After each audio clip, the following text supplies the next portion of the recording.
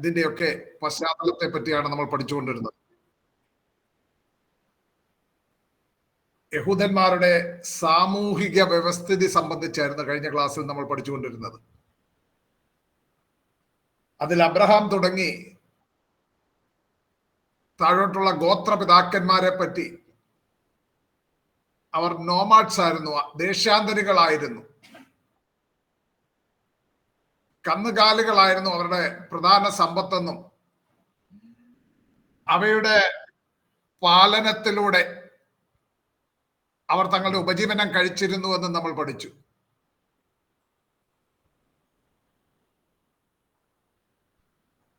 പിന്നെ യഹൂദ ജനതയുടെ സാമൂഹിക വ്യവസ്ഥിതിയുടെ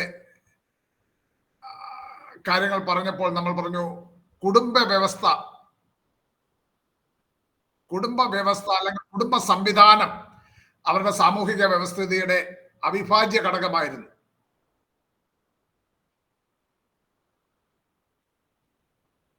പിന്നീട് നമ്മൾ പറഞ്ഞു യഹൂദന്മാർക്ക് അവർക്ക് അവകാശമായി ലഭിച്ചിരുന്ന ഭൂമി തങ്ങളുടെ പിതാക്കന്മാരോട് ദൈവം വാഗ്ദത്തം ചെയ്തതും ദൈവവുമായുള്ള ഉടമ്പടിയുടെ സുപ്രധാന ഘടകവുമായിരുന്നു. അവർക്ക് ന്യായവിധി ഉണ്ടായപ്പോൾ, അവരുടെ ലംഘനങ്ങൾ നിമിത്തം അവർക്ക് ന്യായവിധി ഉണ്ടായപ്പോൾ അവർക്ക് അവരുടെ അവകാശമായിരുന്ന ഭൂമി നഷ്ടപ്പെടുകയും പിന്നീട് പാപക്ഷമ ലഭിച്ചപ്പോൾ, അവർ അനുദപിച്ചപ്പോൾ അവർക്കത് മടങ്ങി ലഭിക്കുകയും ചെയ്തതായിട്ടൊക്കെ നമ്മൾ ആ കാര്യങ്ങളൊക്കെ സൂചിപ്പിച്ചു. അപ്പോൾ ഭൂമി അവർക്കൊരു പ്രധാന കാര്യമായിരുന്നു. തുടർന്ന് നമ്മൾ പഠിച്ചുകൊണ്ടിരിക്കുന്നത് Palestine at the time of Jesus, നമ്മുടെ കർത്താവായ യേശുക്രിസ്തുവിന്റെ കാലത്തുണ്ടായിരുന്ന പലസ്തീൻ നാടിനെ പറ്റി. യേശുവിന്റെ ഐഹിക ജീവിത കാലഘട്ടത്തിൽ, അതായത് 1-ാം നൂറ്റാണ്ടിൽ പലസ്തീൻ ഭൂപ്രദേശങ്ങൾ റോമാ സാമ്രാജ്യത്തിന്റെ ഭാഗമായിരുന്നു.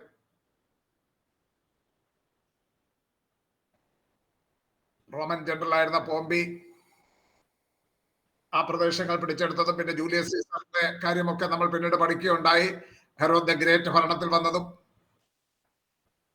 യേശുവിന്റെ ജനനസമയത്ത് പലസ്തീനും അതിന്റെ സമീപ പ്രദേശങ്ങളും റോമിന്റെ വിശ്വസ്തനായിരുന്ന ഹെറോദ് ദ ഗ്രേറ്റ്, മഹാനായ ഹെരോദാവായിരുന്നു ഭരിച്ചിരുന്നത്. BC 37 മുതൽ BC 4 വരെയുള്ള കാലഘട്ടത്തിൽ ഹെരോദാവ് ഭരണം നടത്തി. ഇദുമ്യനായ ഹെരോദാവിന്റെ മരണശേഷം അവൻ ഭരിച്ചിരുന്ന ഭൂപ്രദേശങ്ങൾ വിഭജിച്ച് ചില പ്രദേശങ്ങൾ അവന്റെ പുത്രന്മാരുടെ ഭരണത്തിലും യഹൂദ്യ ഉൾപ്പെടെ മറ്റു ചില ദേശങ്ങൾ റോമൻ പ്രൊക്യുറേറ്റേഴ്സിന്റെ ഭരണത്തിലും റോമൻ ഗവർണർമാരുടെ ഭരണത്തിലും ഏൽപ്പിച്ചു. ആദ്യം അത് ഹെരോദ് അർക്കലിയോസിന്റെ പക്കലായിരുന്നു. എന്നാൽ ഹെരോദ് അർക്കലിയോസിൽ നിന്നും അടുത്ത റോമൻ ഗവർണറുടെ പക്കൽ ഏൽപ്പിക്കുകയായിരുന്നു. ക്ലാസ്സിൽ ഇത്രയും കാര്യങ്ങളാണ് നമ്മൾ പഠിച്ചത്. ഇന്ന് പ്രാരംഭമായിട്ട് the Jews and the neighbouring Gentiles, യഹൂദന്മാരും സമീപവാസികളായ ജാതികളും എന്നുള്ള വിഷയമാണ് ആദ്യമേ നമ്മൾ പഠിക്കുന്നത്. യഹൂദന്മാരും സമീപവാസികളായ ജാതികളും.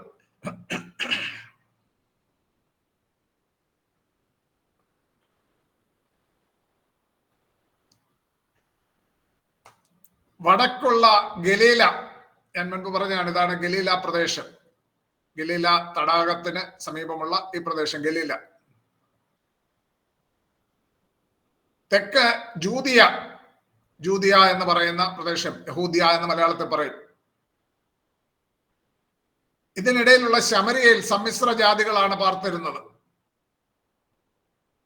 അതുകൂടാതെ പലസ്തീൻ നാടിന് വടക്ക് പടിഞ്ഞാറ് മെഡിറ്ററേനിയൻ നഗരങ്ങളായ കൈസറിയ എന്ന് പറയുമ്പോൾ നിങ്ങൾക്ക് ആരോമാർക്ക് ചൂണ്ടിക്കാണിക്കുന്ന ആ പ്രദേശമാണ് കൈസറിയ. ദോറ,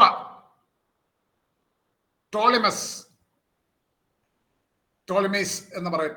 ഈ പ്രദേശങ്ങളിലൊക്കെ ജാതികൾ പാർത്തിരുന്നു, ജാതികളുടെ പട്ടണങ്ങളായിരുന്നു.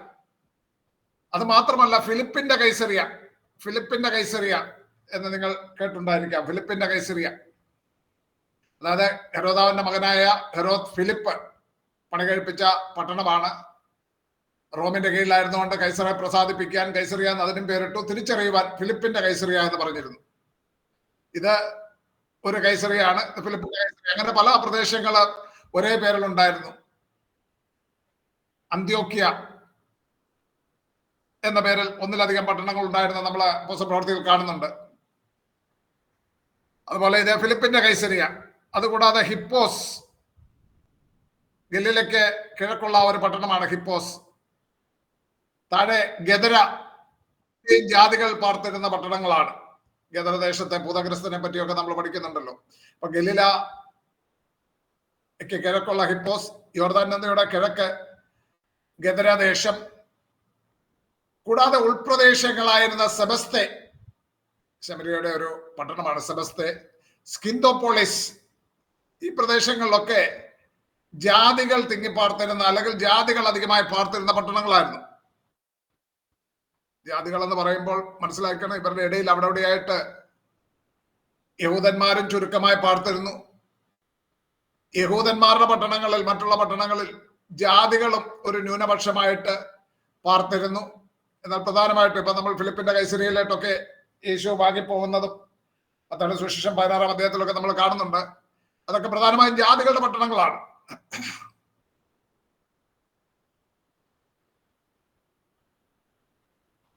ഇവിടെ യഹൂദന്മാരും ജാതികളും തമ്മിൽ വ്യാപാര ബന്ധങ്ങൾ നിലനിന്നിരുന്നു. വ്യാപാരങ്ങൾക്കും മറ്റും ഗ്രീക്ക് ഭാഷയായിരുന്നു അന്നവര് അധികമായിട്ടും വ്യാപാരങ്ങൾക്കും മറ്റും ഉപയോഗിച്ചിരുന്നത്.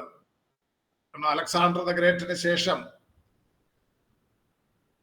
ഗ്രീക്ക് ഭാഷയും ഗ്രീക്ക് സംസ്കാരവും ഈ പ്രദേശങ്ങളിലെല്ലാം വലിയ സ്വാധീനം ചെലുത്തിയിരുന്നു. ഇന്ന് നമ്മൾ ഇംഗ്ലീഷ് ഭാഷ മറ്റ് ദേശക്കാരോട് ഇംഗ്ലീഷ് ഭാഷയിൽ സംസാരിക്കുന്നത് പോലെ ഗ്രീക്ക് ഭാഷ വ്യാപാര കാര്യങ്ങൾക്കൊക്കെ അന്യ ദേശക്കാരോടൊക്കെ ആ ഭാഷ സംസാരിച്ചിരുന്നു. അതുകൂടാതെ അരമായിക്ക് ഭാഷയായിരുന്നു യഹൂദന്മാര് സംസാരിച്ചിരുന്ന, അല്ലെങ്കിൽ അവര് സാധാരണ ജീവിതത്തിൽ ഉപയോഗിച്ചിരുന്ന. കഴിഞ്ഞ ദിവസം ഞാൻ പറഞ്ഞില്ല, അവരുടെ ലിംഗ്വാ ഫ്രാങ്ക എന്ന് പറഞ്ഞു കഴിഞ്ഞാൽ ആ കാലത്ത് അവര് സാധാരണ ഉപയോഗിച്ചിരുന്ന ഒരു മിശ്ര ഭാഷയാണ് അരമായിക്. അരാം എന്ന് പറയുന്നത് നിങ്ങൾക്ക് ഇവിടെ കാണാം. സിറിയയുടെ പേരാണ് അരാം എന്ന് പറയുന്നത്. സിറിയയോടുള്ള സാമീപ്യവും ഒക്കെ കാരണവും അരമായിക് ഭാഷ ഇവരെ ആ സിറിയക്കാരുടെ ഭാഷയും മറ്റു ഭാഷകളൊക്കെ കലർന്നൊരു സമ്മിശ്ര ഭാഷ ഫോം ചെയ്തിരുന്നു. പ്രധാനമായിട്ടും കഴിഞ്ഞ ക്ലാസ്സിൽ ആരോ എന്നോട് ചോദിച്ചു, ജോൺസൺ ഡാനിയൽ സാറാണ് ചോദിച്ചത്, അരമായിക്കിന്റെ ലിപി ഉണ്ടായിരുന്നു എന്ന്. ഞാൻ പഠിക്കുകയുണ്ടായി. അരമായിക്കിന്റെ ലിപി ഉണ്ടായിരുന്നു. പുരാതനമായ പല ഭാഷകൾക്കും ലിപി ഇല്ലായിരുന്നു, എന്നാൽ അരമായിക്കിന് ലിപി ഉണ്ടായിരുന്നു. ബാബേൽ പ്രവാസത്തിൽ നിന്ന് മടങ്ങി വന്ന ശേഷമാണ് യഹൂദന്മാർ അധികമായിട്ടും അരമായിക്ക് ഉപയോഗിച്ചു വന്നിരുന്നത്. ഇനി മറ്റൊരു കാര്യം, റോമാ ഭരണത്തിന് കീഴിൽ അവരായിരുന്നുവെങ്കിലും യഹൂദന്മാർക്ക് അവരുടെ ആചാരാനുഷ്ഠാനങ്ങൾ നിലനിർത്തി കൊണ്ടുപോകുവാൻ ശബത്താചരണവും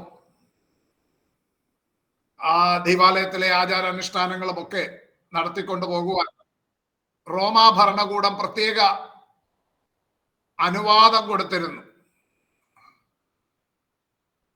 കൺസ്ക്രിപ്ഷൻ അല്ലെങ്കിൽ നിർബന്ധ സൈനിക സേവനത്തിൽ നിന്ന് യഹൂദന്മാർക്ക് ഒഴിവ് ലഭിച്ചിരുന്നു. യഹൂദന്മാർക്ക് കൊല ചെയ്യരുതെന്നുള്ള പ്രമാണമുള്ളവരാണ്. നിർബന്ധ സൈനിക സേവനം അക്കാലത്തെ എല്ലാ റോമാ സാമ്രാജ്യത്തിലുള്ള എല്ലാ ദേശക്കാരിൽ നിന്നും യൗവനക്കാരെ റോമൻ മിലിറ്ററിയിലേക്ക് കൺസ്ക്രിപ്ഷൻ അഥവാ നിർബന്ധ സൈനിക സേവനത്തിന് വേണ്ടി എടുത്തിരുന്നു. എന്നാൽ യഹൂദന്മാർക്ക് അതിൽ നിന്ന് ഒഴിവ് ലഭിച്ചിരുന്നു. അപ്പൊ അവരുടെ മതാചാരങ്ങൾ നിലനിർത്തിക്കൊണ്ടുപോകാൻ റോം അനുവദിച്ചിരുന്നു. ഗ്രക്കോ റോമൻ ആ സംസ്കാരത്തോട് അല്ലെങ്കിൽ ഹെലനിസ്റ്റിക് കൾച്ചറിനോട് അനുരൂപപ്പെടാതെ യഹൂദന്മാരുടെ പ്രത്യേക മതാചാരങ്ങളും സംസ്കാരവും പിന്തുടർന്നു പോകുവാൻ അവരെ റോമാക്കാർ അനുവദിച്ചിരുന്നു. നിർബന്ധ സൈനിക സേവനത്തിൽ നിന്ന് യഹൂദന്മാരായ യൗവനക്കാരെ ഒഴിവാക്കിയിരുന്നു. ഇത് മാത്രമല്ല, പലസ്തീന് ചുറ്റുമുള്ള ഇടങ്ങളിലെല്ലാം റോമൻ കോളനികൾ ഉണ്ടാക്കിയിട്ടുണ്ട്. എന്നാൽ പലസ്തീനെ അതിൽ നിന്ന് ഒഴിവാക്കി. റോമൻ കോളനികൾ, റോമാക്കാർ വന്ന് പാർക്കുന്ന കോളനികൾ ഉണ്ടായിരുന്നു പലസ്തീന് ചുറ്റുമുള്ള മറ്റു ദേശങ്ങളിലെല്ലാം. എന്നാൽ പലസ്തീനെ അല്ലെങ്കിൽ യഹൂദന്മാരുടെ പ്രദേശങ്ങളിൽ അങ്ങനെയുള്ള റോമൻ കോളനികളിൽ ഉണ്ടായിരുന്നില്ല, അത് ഒഴിവാക്കിയിരുന്നു. അടുത്തായിട്ട് ഫൈനാൻഷ്യൽ കണ്ടീഷൻ, യഹൂദന്മാരുടെ സാമ്പത്തിക സാഹചര്യം. സാധാരണ യഹൂദന്മാരും ആഭിജാത്യരും തമ്മിൽ സാമ്പത്തികമായി വലിയ അന്തരം നിലനിന്നിരുന്നു.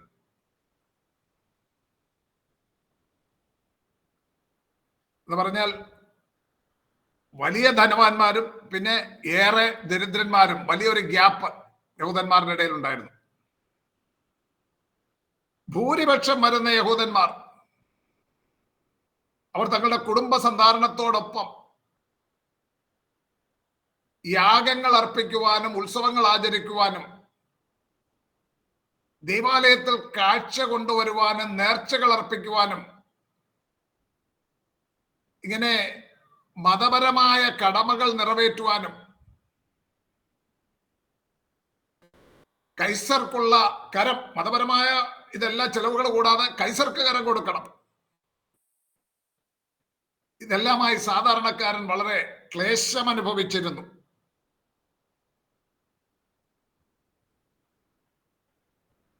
ന്യൂനപക്ഷമായിരുന്ന സമ്പന്ന വർഗം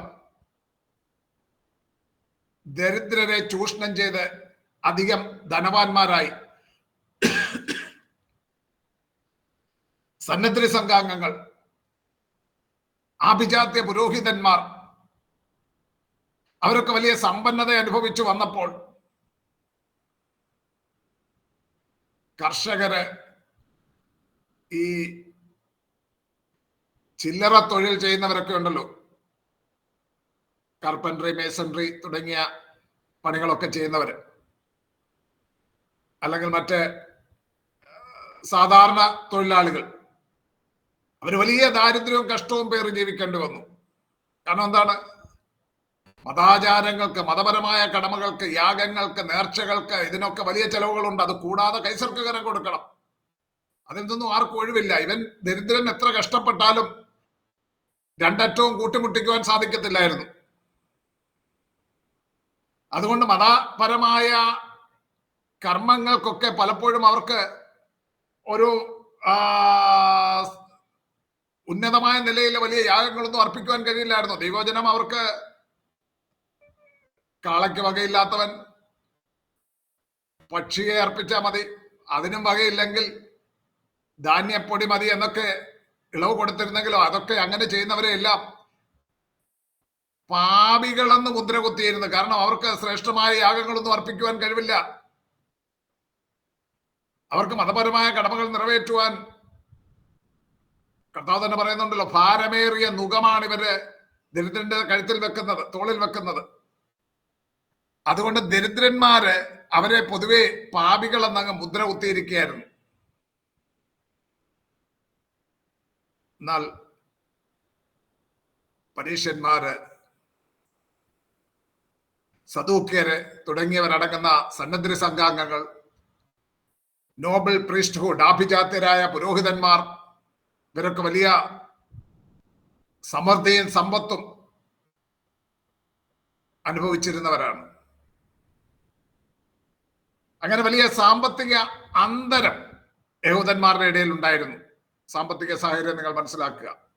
കർത്താവ് പലപ്പോഴും ഇങ്ങനെയുള്ള ദരിദ്രരോട് സുവിശേഷം അറിയിക്കുവാനാണ് താൻ വന്നിരിക്കുന്നതെന്ന് ഓർമ്മിപ്പിക്കുന്നുണ്ട്. മതപരമായ സാഹചര്യം, റിലീജിയസ് കണ്ടീഷൻ, വളരെ നിങ്ങൾ ശ്രദ്ധയോടെ മനസ്സിലാക്കേണ്ട ഒരു കാര്യമാണ്. മുൻപ് ഞാൻ പറഞ്ഞതാണ്, അവര് ഒരു വിശേഷപ്പെട്ട ജാതിയാകുന്നു, ദൈവത്തിന്റെ ഒരു പ്രത്യേക ജനമാകുന്നു എന്ന് യഹൂദന്മാർ വിശ്വസിച്ചിരുന്നു. ആവർത്തന പുസ്തകം 7:6 പറയുന്നുണ്ടല്ലോ, നിന്റെ ദൈവമായ യഹോവയ്ക്ക് നീ ഒരു വിശുദ്ധ ജനമാകുന്നു, ഭൂതലത്തിലുള്ള സകല ജാതികളിൽ വെച്ച് നിന്നെ തനിക്ക് സ്വന്തമായിരിക്കേണ്ടതിന് നിന്റെ ദൈവമായ യഹോവ തിരഞ്ഞെടുത്തിരിക്കുന്നു. അപ്പോൾ അവരൊരു വിശുദ്ധ ജനം, ഒരു സെപ്പറേറ്റഡ് നേഷനാണ്, ദൈവത്തിന് വേണ്ടി വേർതിരിക്കപ്പെട്ട ഒരു വിശേഷപ്പെട്ട ജാതിയാണ്.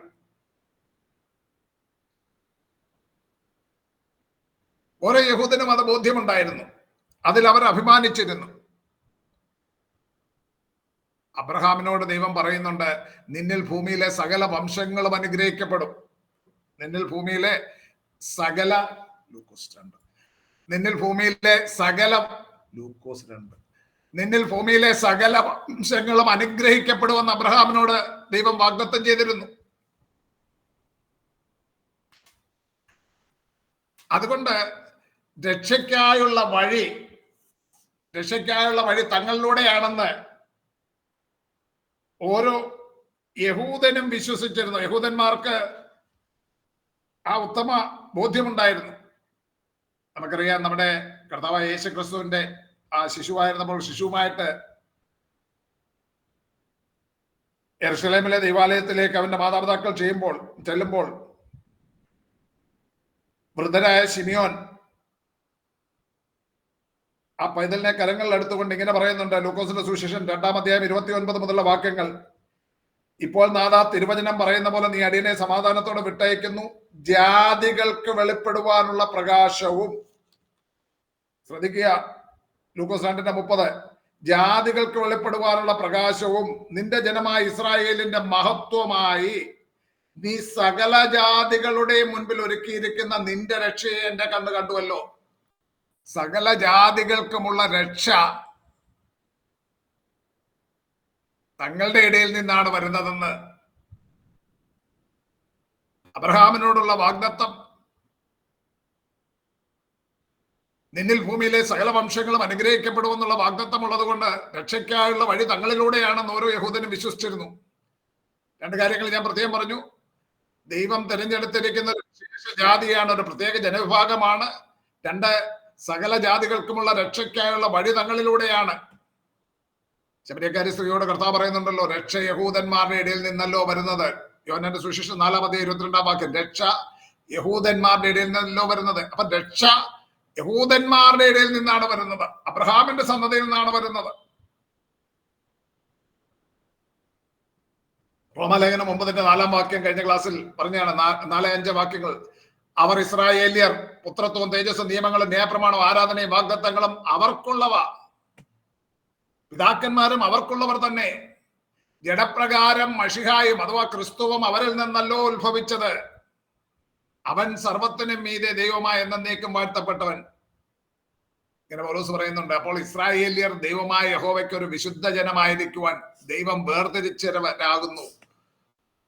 അക്കാര്യത്തിൽ ആർക്കും ഒരു സംശയമില്ല. രക്ഷ യഹൂദന്മാരുടെ ഇടയിൽ നിന്നാണ് വരുന്നത്. യെരുശലേമിൽ ദൈവമായ യഹോവയ്ക്ക് യാഗം അർപ്പിക്കേണ്ടതിനും ഉത്സവങ്ങൾ ആചരിക്കേണ്ടതിനും അവർക്കൊരു ആലയമുണ്ടായിരുന്നു.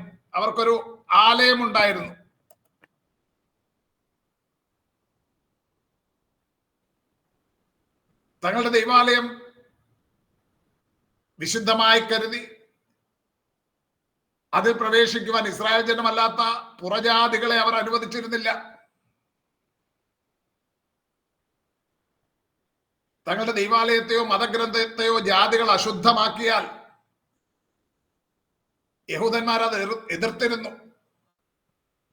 നമുക്കറിയാം, അപ്പോസ്തലപ്രവൃത്തി 21-ാം അധ്യായം 27 മുതലുള്ള വാക്യങ്ങളിൽ അപ്പോസ്തലനായ പൗലോസ് ആസിയയിൽ നിന്ന് ഒരുവനെ കൊണ്ടുവന്ന് ദൈവാലയം തീണ്ടിച്ചു എന്ന് പറഞ്ഞ് വലിയ ലഹള ഉണ്ടായതായിട്ട് കാണുന്നുണ്ട്. ദൈവാലയത്തിൽ പ്രവേശിക്കുവാൻ ജാതികൾക്ക് അനുവാദമുണ്ടായിരുന്നില്ല.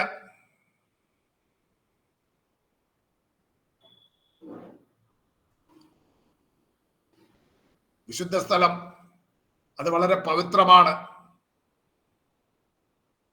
പ്രവൃത്തികളുടെ പുസ്തകം 6-ാം അധ്യായത്തിൽ നമ്മൾ കാണുന്നുണ്ട്. 13 മുതലുള്ള വാക്യങ്ങൾ വായിക്കുമ്പോൾ സ്തെഫാനോസിനെ പറ്റി പറയുന്നത്, പ്രവർത്തികൾ 6-13 മുതൽ ഈ മനുഷ്യൻ വിശുദ്ധ സ്ഥലത്തിനും ന്യായപ്രമാണത്തിനും വിരോധമായി ഇടപെടാതെ സംസാരിച്ചു വരുന്നു. സമാനോസിന് നേരെ കുറ്റം ചുമത്തിയതാണ്. അവൻ വിശുദ്ധ സ്ഥലത്തിനും ന്യായപ്രമാണത്തിനും വിരോധമായി സംസാരിക്കുന്നു. 7-ാം അധ്യായത്തിൽ 54 മുതൽ 60 വരെയുള്ള വചനഭാഗത്തിൽ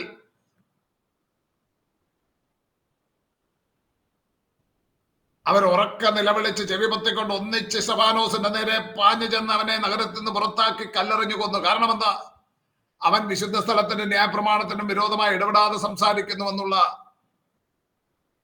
അവരുടെ തെറ്റിദ്ധാരണയായിരുന്നു. യഹൂദന്മാരുടെ ഒരു പ്രത്യേകതയായിരുന്നു വിശുദ്ധിയും വിവേചന സമ്പ്രദായവും. നമുക്കറിയാം, ലേവ്യ പുസ്തകം 11:45 പറയുന്നുണ്ട്, be holy because I am holy. ഞാൻ വിശുദ്ധനാകിയാൽ നിങ്ങളും വിശുദ്ധരായിരിക്കണം. ഞാൻ വിശുദ്ധനാകിയാൽ നിങ്ങളും വിശുദ്ധരായിരിക്കണം. ലേവ്യ പുസ്തകത്തിൽ നിരവധി തവണ അതേ കൽപ്പന ആവർത്തിച്ച് വരുന്നുണ്ട്. പത്രോസിന്റെ 1-ാം ലേഖനം 1:16 പത്രോസ് അത് ഉദ്ധരിക്കുന്നുണ്ട്. സ്ക്രീനിൽ നിങ്ങൾക്ക് ആ വാക്യങ്ങൾ കാണാം, നിങ്ങൾ നോട്ട് ചെയ്താൽ മതി.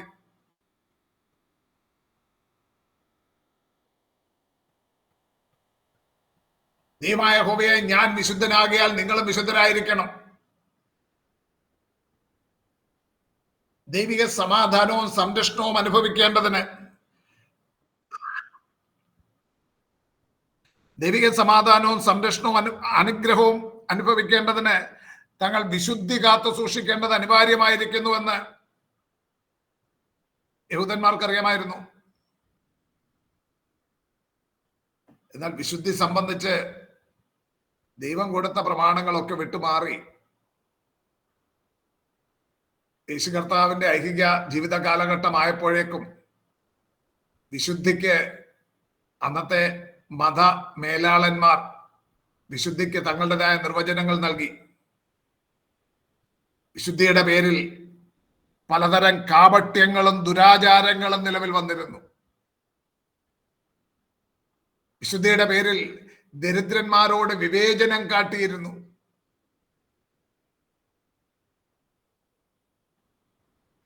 ഭാരിച്ച ചിലവ് വരുന്ന ശുദ്ധീകരണ നിയമങ്ങൾ അനുസരിച്ച് തങ്ങളെ തന്നെ ശുദ്ധീകരിക്കുവാൻ സാമാന്യ ജനത്തെ അവർ നിർബന്ധിച്ചുകൊണ്ടിരുന്നു.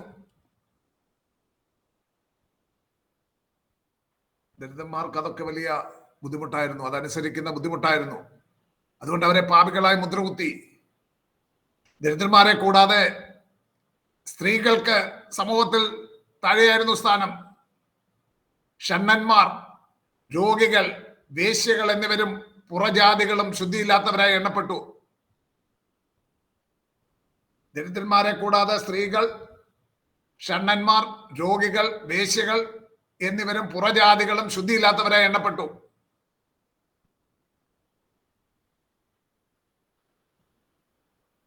ഒരുവൻ എന്തെങ്കിലും രോഗമുണ്ടെങ്കിൽ അവനോ അവന്റെ അമ്മയപ്പന്മാരോ പാപം ചെയ്തത് നിമിത്തമാണെന്ന് അവർ പഠിപ്പിച്ചിരുന്നു.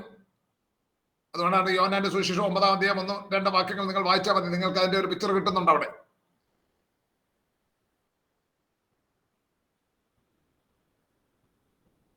അവരുടെ ദൈവാലയത്തിന്റെ ഒരു ചിത്രമാണ് നമ്മൾ ഇവിടെ കാണുന്നത്.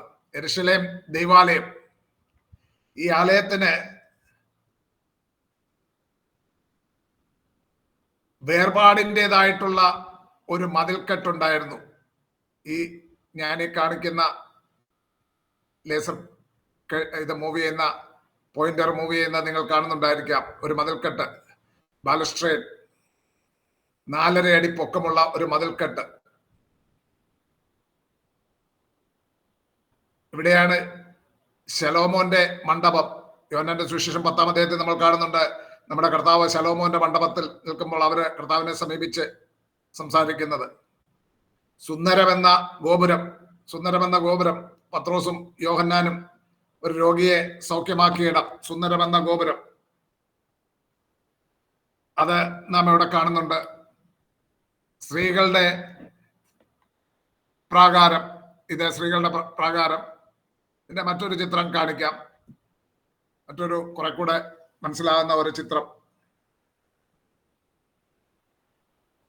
എന്താണെന്നറിയത്തില്ല, കൂടെ പിന്നെ പ്രോബ്ലം, സ്ക്രീൻ പ്രോബ്ലം.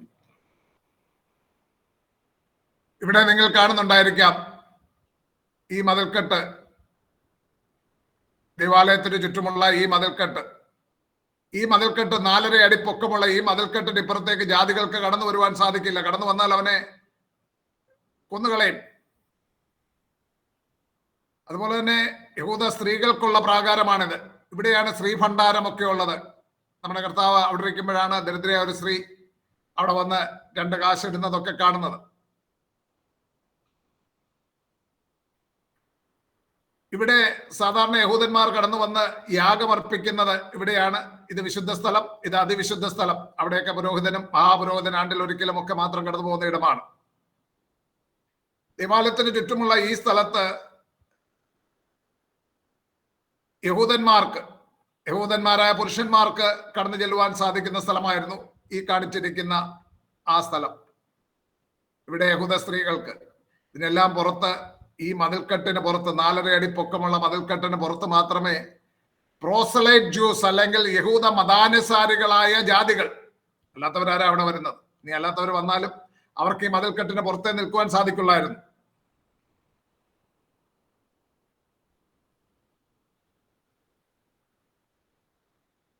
ആ മതിൽക്കെട്ടിന്റെ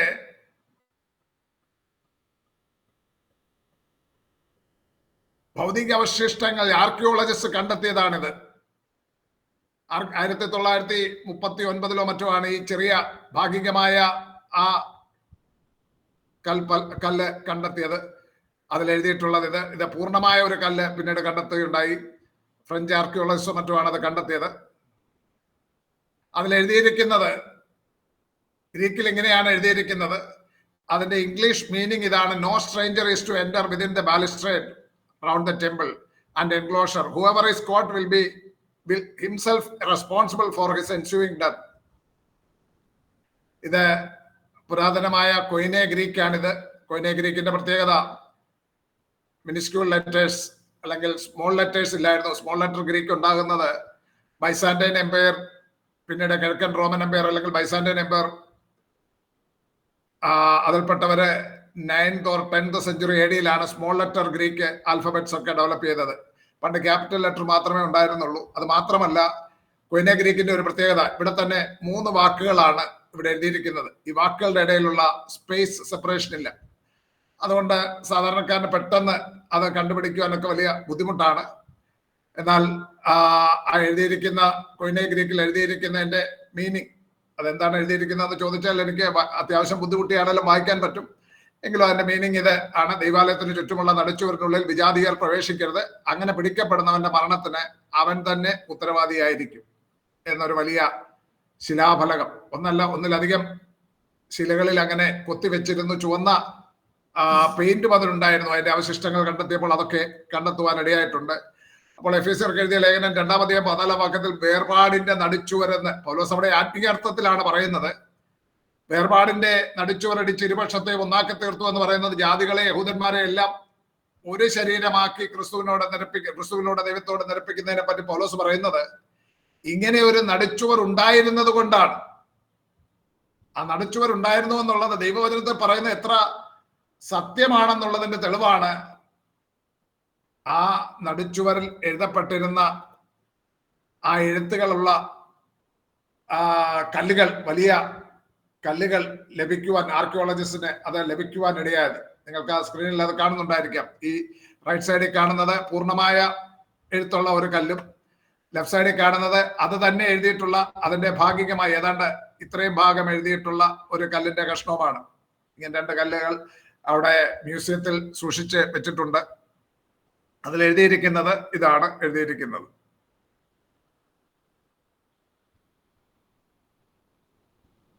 അപ്പോൾ യഹൂദന്മാരെയും ജാതികളെയും വേർതിരിച്ചിരുന്ന അക്ഷരീകമായ ഒരു മതിൽ അവിടെ ഉണ്ടായിരുന്നു. അതുകൂടാതെ ധനവാന്മാരെയും ദരിദ്രന്മാരെയും വേർതിരിക്കുന്ന മനസ്സിന്റെ മതിൽക്കെട്ടുകളും അവരുടെ ഇടയിൽ ഉണ്ടായിരുന്നു. ധനവാനും ദരിദ്രനും തമ്മിൽ വലിയ അകൽച്ച, മനസ്സിന്റെ മതിൽക്കെട്ട്, അക്ഷരീകമായ മതിൽക്കെട്ട് യഹൂദനെയും ജാതികളെയും തമ്മിൽ വേർതിരിക്കുന്നു. ലൂക്കോസ് എഴുതിയ സുവിശേഷം 4-ാം അധ്യായം 16 മുതലുള്ള വാക്യങ്ങളിൽ നമ്മളതിന് പഠിക്കും. നസ്രയത്ത് മാനിഫെസ്റ്റോ, നസ്രയത്ത് വിജ്ഞാപനം. നസ്രത്തിൽ പള്ളിയിൽ നടന്ന കർത്താവിന്റെ പ്രസിദ്ധമായ പ്രഭാഷണത്തിൽ യെശയ്യാ പ്രവാചകന്റെ പുസ്തകം 61-ാം അധ്യായം, യെശയ്യാ പ്രവാചകന്റെ പുസ്തകം 61-ാം അധ്യായം എടുത്തുകൊണ്ട് അതിന്റെ സ്ക്രോൾ നിവർത്തിക്കൊണ്ട് നമ്മുടെ കർത്താവ് വായിക്കുവാൻ ആരംഭിക്കുമ്പോൾ അതിന്റെ 1-2 വാക്യങ്ങൾ വായിച്ച് കർത്താവ് നിർത്തുകയാണ്. മശിഹയുടെ ദൗത്യം യേശുവോട് വിവരിച്ചു തുടങ്ങിയത് ഇങ്ങനെയാണ്: ദരിദ്രന്മാരോട് സുവിശേഷം അറിയിപ്പാൻ കർത്താവ് എന്നെ അഭിഷേകം ചെയ്യുകയാൽ അവന്റെ ആത്മാവ് എന്റെ മേലുണ്ട്. ബദ്ധന്മാർക്ക് വിടുതലും കുരുടന്മാർക്ക് കാഴ്ചയും പ്രസംഗിപ്പാനും പീഡിതന്മാരെ വിടുവിച്ചയപ്പാനും കർത്താവിന്റെ പ്രസാദവർഷം പ്രസംഗിപ്പാനും എന്നെ അയച്ചിരിക്കുന്നു. പ്രസാദവർഷം എന്ന് കഴിഞ്ഞിട്ട് യെശയ്യാവ് അവിടെ ദൈവത്തിന്റെ പ്രതികാര ദിവസം പ്രസിദ്ധമാക്കുവാൻ എഴുതുന്നുണ്ട്. പക്ഷെ കർത്താവ് അത് വായിച്ചില്ല. അതൊക്കെ നമ്മള് നസ്രയത്ത് മാനിഫെസ്റ്റോ പഠിക്കുമ്പോൾ അതിനെപ്പറ്റി വിവരിക്കും. അപ്പോൾ അവിടെ ആരംഭിക്കുന്നത് എങ്ങനെയാണ്? ദരിദ്രന്മാരോട് സുവിശേഷം അറിയിപ്പാൻ എന്നെ പിതാവാം ദൈവം അഭിഷേകം ചെയ്തിരിക്കുകയാണ്. ഞാൻ പറഞ്ഞല്ലോ, ഇത് മനസ്സിലാക്കേണ്ടതിനാണ് ഞാൻ ഈ പശ്ചാത്തലം പറഞ്ഞത്. ദരിദ്രനും ധനികനും തമ്മിൽ വലിയ ഒരു മനസ്സിന്റെ മതിൽക്കെട്ടുണ്ടായിരുന്നു, അന്തരമുണ്ടായിരുന്നു. അപ്പോൾ അങ്ങനെയുള്ള സമൂഹത്തിൽ നിസാരന്മാരായി എണ്ണപ്പെട്ടിരിക്കുന്ന ആ ദരിദ്രന്മാരോടാണ് സുവിശേഷം അറിയിപ്പാൻ ഞാൻ വന്നിരിക്കുന്നത്. ബദ്ധന്മാർക്ക് വിടുതൽ, കുരുടന്മാർക്ക് കാഴ്ച, പീഡിതന്മാരെ വിടുവിച്ചയക്കുക, യഹോവയുടെ പ്രസാദവർഷം പ്രസംഗിപ്പാൻ. മശിഹയുടെ ദൗത്യം നിന്ദിതരും പീഡിതരുമായ ദരിദ്രന്മാരോട് സുവിശേഷം അറിയിക്കുക എന്നുള്ളതാണെന്ന് കർത്താവ് അവിടെ വ്യക്തമാക്കുകയാണ്. തുടർന്ന്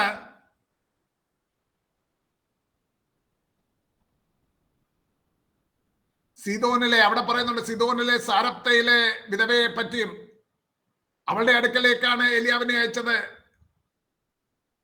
ഇസ്രായേലിൽ അനേകം വിധവമാരുണ്ടായിരുന്നു. എന്നാൽ സിദോനിലെ സാരപ്തയിലെ വിധവ, അതിന്റെ പ്രത്യേകത എന്തുവാ? സിദോനിലെ സാരപ്ത എന്ന് പറയുമ്പോൾ മുൻപേ ചില സ്ഥലങ്ങളൊക്കെ ഞാൻ കാണിച്ചില്ലേ, ജാതികളുടെ പട്ടണങ്ങൾ. അതിൽപ്പെടുന്ന ഒരു പട്ടണമാണ് സീദോൻ. സോർ, സീദോൻ ഒക്കെ ജാതികളുടെ പട്ടണങ്ങളാണ്. ടോളമിസ് എന്ന് പറയുന്നത് ആ പ്രദേശമാണ് മുമ്പേ കാണിച്ചത്. അപ്പോൾ അവിടെ ഒരു വിധവയുടെ അടുത്ത്, ജാതികളിൽ ഒരുവളുടെ അടുക്കലേക്കാണ് ഏലിയാവിനെ അയച്ചത്. ഇസ്രായേൽ അനേകം കുഷ്ഠരോഗികൾ ഉണ്ടായിരുന്ന സിറിയക്കാരനായ നയമാന്റെ അടുക്കൽ, നയമാന്റെ കുഷ്ഠരോഗമാണ് എലീശ മാറ്റിയത്.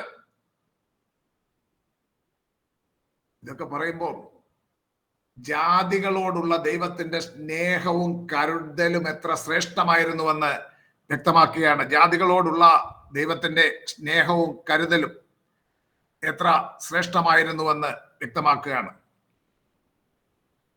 ന്യായപ്രമാണത്തിലെ നിയമങ്ങൾക്ക് ശാസ്ത്രിമാരും പരീക്ഷന്മാരും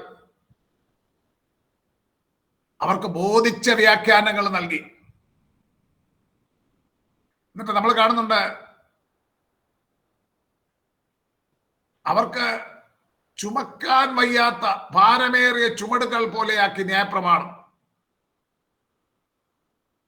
മോശയുടെ പീഠത്തിൽ ഇരിക്കുന്നവർ എന്ന് അഭിമാനിക്കുന്നവർ, അങ്ങനെ പുകഴ്ച പറയുന്നവർ, ന്യായപ്രമാണത്തിന്റെ സംരക്ഷകരെന്നോ അല്ലെങ്കിൽ വിധികർത്താക്കൾ എന്ന് പുകഴുന്ന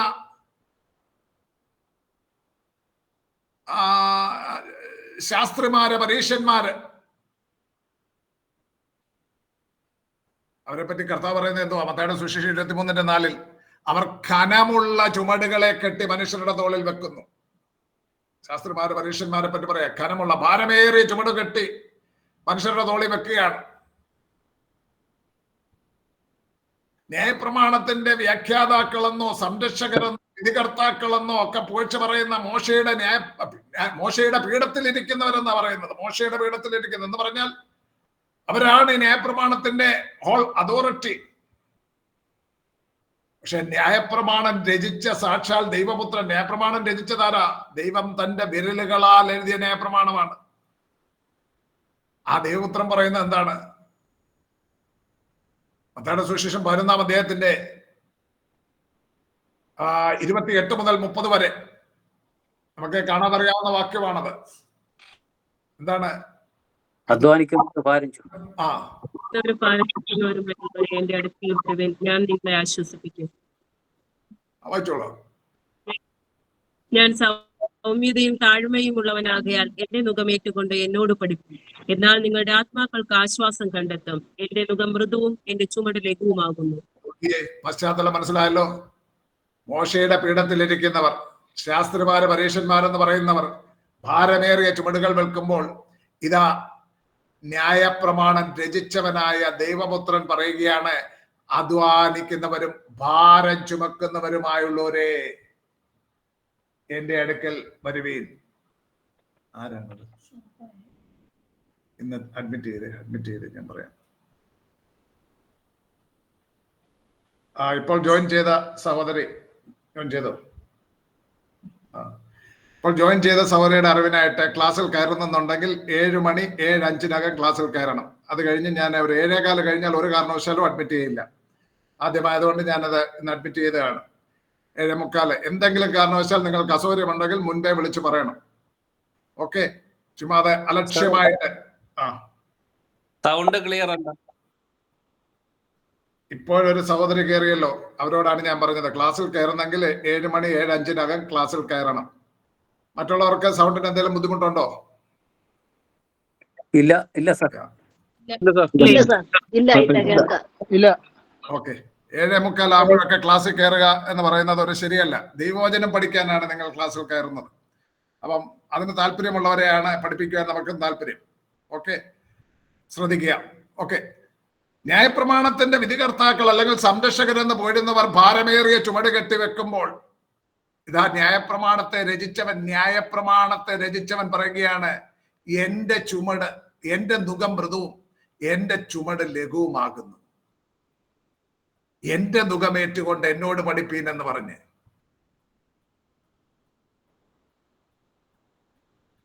ന്യായപ്രമാണത്തിന്റെ കർമ്മങ്ങളെല്ലാം ആചരിക്കുവാനായി അധ്വാനിച്ച് വലയുന്ന ഭാരം ചുമക്കുന്നവരെ എന്റെ അടുക്കൽ വരുവീൻ എന്ന് പറഞ്ഞ് നമ്മുടെ കർത്താവ് അവരെ ആഹ്വാനം ചെയ്യുന്നതാണ്. മത്തായിയുടെ സുവിശേഷം 11:28 മുതൽ 30 വരെയുള്ള വാക്യങ്ങൾ കാണുന്നത്. യെരുശലേമിലെ ദൈവാലയത്തിന്റെ സ്ഥാനം, അത് നോട്ട് ചെയ്യേണ്ട അടുത്ത ഹെഡിങ് ആണ്. യെരുശലേമിലെ ദൈവാലയത്തിന്റെ സ്ഥാനം.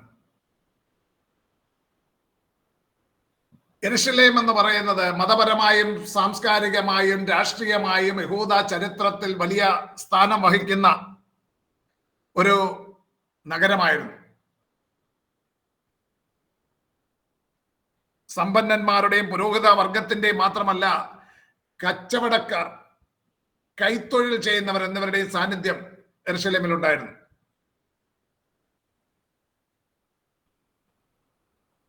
ഞാൻ പറഞ്ഞല്ലോ, ശുദ്ധീകരണ നിയമങ്ങളും കർമ്മങ്ങളും സാധാരണ ജനത്തിന്റെ ജീവിതം ദുഷ്കരമാക്കി. യെരുശലേമിന്റെ മതപരമായ പ്രാധാന്യ നിമിത്തം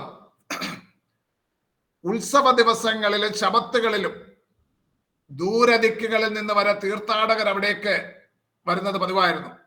നമ്മൾ കാണുന്നുണ്ട് പെന്തക്കോസ്ത് നാളിൽ, അപ്പോസ്തലപ്രവൃത്തി 2-ാം അധ്യായത്തിൽ കാണുന്നുണ്ട്, 15 ദേശങ്ങളിൽ നിന്നുള്ള യഹൂദന്മാരും യഹൂദ മതാനുസാരികളും എന്ന് പറഞ്ഞ converted to Jewish religion, proselyte Jews എന്ന് പറയും, യഹൂദ മതത്തിലേക്ക് മതം സ്വീകരിച്ച ജാതികളും യഹൂദന്മാരും.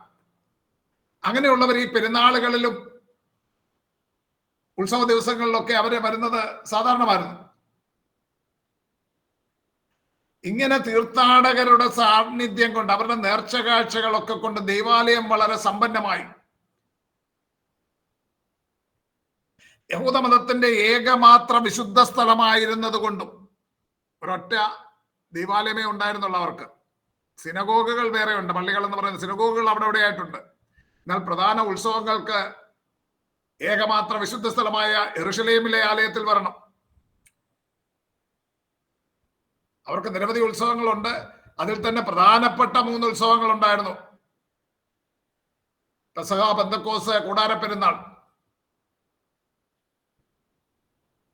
ഈ ഉത്സവങ്ങൾക്ക് നിർബന്ധമായിട്ടും യെരുശലേമിലേക്ക് വരിക. യഹൂദന്മാരുടെ തീർത്ഥാടനങ്ങളിൽ ആ സമയത്ത് വലിയ നേർച്ച കാഴ്ചകളും അങ്ങനെ ദൈവാലയത്തിലേക്ക് വലിയ വരുമാനം ഉണ്ടായിരുന്നു. അത് മാത്രമല്ല, ഇങ്ങനെയുള്ള വർദ്ധിച്ച തീർത്ഥാടക സാന്നിധ്യം ഉണ്ടാകുമ്പോൾ അവിടെ എന്താ സംഭവിക്കുന്നത് നമുക്കറിയാം. പെരുന്നാളുകളും മറ്റും ഉണ്ടാകുമ്പോൾ അവിടെ എന്താ ഉണ്ടാവും? അവിടെ വലിയ വ്യാപാര കേന്ദ്രമായി മാറും. അമ്പലങ്ങളിലെ ഉത്സവങ്ങളിലും പള്ളിപ്പറമ്പുകളിലെ ഉത്സവങ്ങളിലും ഒക്കെ നമ്മളൊക്കെ പണ്ട് കണ്ടിട്ടുള്ളതാണ്. അവിടെയൊക്കെ വ്യാപാരം നടക്കും. അപ്പൊ തന്നെ പള്ളി കമ്മിറ്റിക്കാരും മറ്റും അവിടെ ചെന്ന് കരം പിരിക്കും. അതുപോലെ വ്യാപാരം നടക്കുന്നിടത്ത് ചുങ്കം പിരിക്കുന്നവരുണ്ടായിരുന്നു. റോമിന് വേണ്ടി ചുങ്കം പിരിക്കും. ഇനി ശ്രദ്ധിക്കണം, റോമിന് ചുങ്കം കൊടുക്കേണ്ടത് റോമൻ നാണയമായിരുന്ന ദ്രമ്മായിൽ വേണം കൊടുക്കാൻ.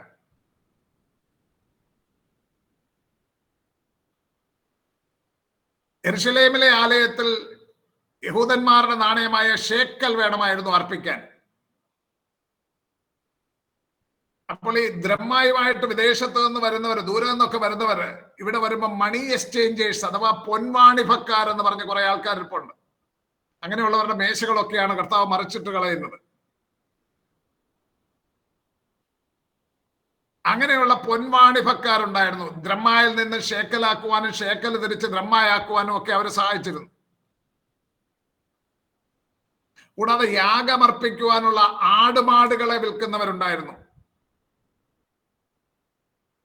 നമ്മുടെ കർത്താവിന്റെ സമയമൊക്കെ ആയപ്പോഴത്തേക്ക് ദേവാലയത്തിന്റെ ഉള്ളിൽ ജാതികളുടെ പ്രാകാരം എന്ന് പറയുന്ന സ്ഥലം ഇങ്ങനെയുള്ള വ്യാപാരം നടത്തുവാനായിട്ട് അന്നത്തെ മതമേലധികാരികള് അതിനായിട്ട് അങ്ങ് കൊടുത്ത് അത് ഒരു ധനസമ്പാദനത്തിനുള്ള മാർഗമാക്കി. ദൈവത്തെ ആരാധിക്കുവാനും നമസ്കരിക്കുവാനും വേർതിരിക്കപ്പെട്ട ഇടം ധനസമ്പാദനത്തിന്റെയും അധികാര ദുർവിനിയോഗത്തിന്റെയും കേന്ദ്രമായി. അവിടെ ഭക്തിയും ധാർമ്മിക മൂല്യങ്ങളും ഉപരിപ്ലവമായ നാട്യങ്ങളായി മാറി. നമ്മുടെ കർത്താവ് യെരുശലേമിലെ ആലയത്തിലേക്ക് വരുമ്പോൾ അവിടെയുള്ള ദൈവാലയം പരിസരം കള്ളന്മാരുടെ ഗുഹ എന്ന പോലെ ആയിരിക്കുന്നതാണ് കാണുന്നത്. കള്ളന്മാരുടെ ഗുഹ. മത്തായി 21:12-13 വാക്യങ്ങളൊന്ന് വായിച്ചാട്ടെ. മത്തായി 21:12-13.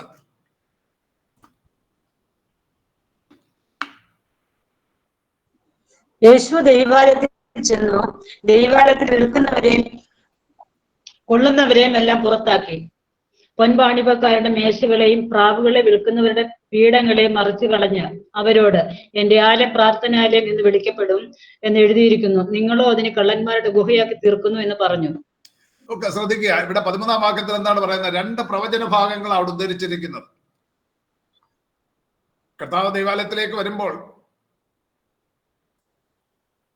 2 പ്രവചന ഭാഗങ്ങൾ ഉദ്ധരിച്ചുകൊണ്ടാണ് അവിടെ പൊൻവാണിഭക്കാരെന്ന് ഞാൻ പറഞ്ഞത്. മനസ്സിലായല്ലോ? മണി എക്സ്ചേഞ്ചേഴ്സിന്റെ ദ്രമ്മായിൽ നിന്ന് ഷേക്കലാക്കുകയും ഷേക്കല ദ്രമ്മ ആക്കുകയും ഒക്കെ ചെയ്യുന്ന പാർട്ടികളാണ്. അവിടെ അല്ലാതെ ആടുമാടുകളെ വിൽക്കുന്നവരുണ്ട്. അത് മറ്റെന്തിനാണ്? ഒന്നിനുമല്ല, യാഗമർപ്പിക്കുവാൻ വേണ്ടിയാണ്, നേർച്ച അർപ്പിക്കുവാനുള്ളതാണ്.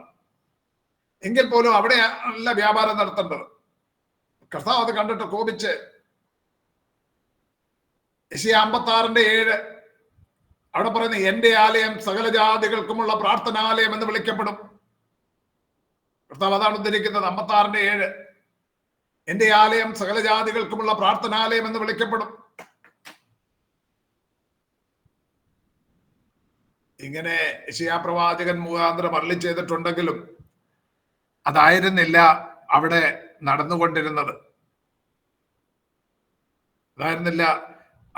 നടന്നുകൊണ്ടിരുന്നത്. അവിടെ യഹോവയ്ക്ക് പ്രസാദകരമായി ഹോമയാഗങ്ങളും ഹന്യയാഗങ്ങളും അർപ്പിച്ച് പ്രാർത്ഥന കഴിക്കുവാനുള്ള ഇടത്തേക്ക് യഹൂദാജനം മ്ലേച്ഛത പ്രവർത്തിച്ചുകൊണ്ട് കൂടി വന്നപ്പോൾ യഹോവ തന്റെ പ്രവാചകനായ യിരെമ്യാവിലൂടെ ഇങ്ങനെ അരുളി ചെയ്തിട്ടുണ്ട്. യിരെമ്യാ 7:11 എന്റെ നാമം വിളിച്ചിരിക്കുന്ന ഈ ആലയം കള്ളന്മാരുടെ ഗുഹയെന്ന് നിങ്ങൾക്ക് തോന്നുന്നുവോ? എനിക്കും അത് അങ്ങനെ തന്നെ തോന്നുന്നു എന്ന് യഹോവയുടെ അരുളപ്പാട്. ഞാൻ പറഞ്ഞില്ലേ, യെശയ്യാ 56:7, യിരെമ്യാ 7:11. ഒന്നുകൂടെ ആവർത്തിക്കുക, യെശയ്യാ 56:7, യിരെമ്യാ 7:11. അതാണ് നമ്മൾ മത്തായിയുടെ സുവിശേഷം 21:13 അവിടെ കർത്താവ് പറയുന്ന അതാണ്, ഉദ്ധരിച്ച് അരുളി ചെയ്യുന്ന അതാണ്. യെശയ്യാവിന്റെ യിരെമ്യാവിന്റെ കാലത്ത് അന്നുണ്ടായിരുന്നത് ശലോമോൻ രാജാവ് പണികഴിപ്പിച്ചിരുന്ന മഹത്തായ ആലയമായിരുന്നു. ശലോമോൻ പണികഴിപ്പിച്ചിരുന്ന മഹത്തായ ദൈവാലയത്തിന് പിന്നെ എന്ത് സംഭവിച്ചു എന്ന് നമുക്കറിയാം. BC 586 ബാബേൽ രാജാവായ നെബൂഖദ്നേസർ ശലോമോൻ പണി കഴിപ്പിച്ച ദൈവാലയം തകർത്തു കളഞ്ഞു. അത് സംബന്ധിച്ച് അവർക്ക് മുന്നറിയിപ്പ് നൽകുന്നതാണ് യെരമ്യാ 7:11-12 വാക്യങ്ങൾ കാണുന്നത്. യെരമ്യാ 7:11-12 12-ാം വാക്യത്തിലും